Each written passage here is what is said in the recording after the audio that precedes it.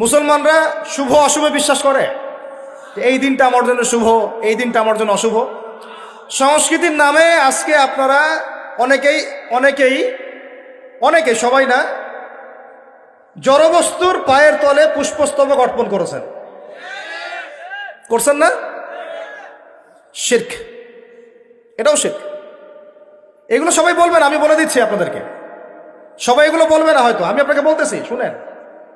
মোমবাতি জ্বালাইছেন, মোমবাতির সামনে মাথা ঢুকাচ্ছেন, শিরক করতেছেন।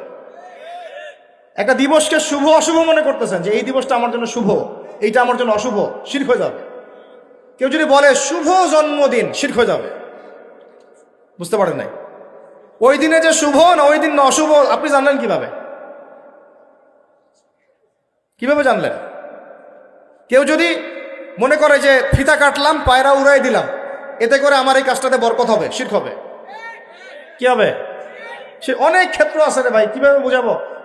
দুজন ব্যক্তি যাচ্ছেন একটা গ্রামের মধ্য দিয়ে, গ্রামের লোকরা মূর্তি পূজারী। কি পূজারী? এটা তো শিরক, আপনারা বুঝেনি, জানেনি। মুসলমানরা মূর্তি পূজা শিরক বোঝে, কিন্তু কবর পূজা শিরক বোঝে না। কথা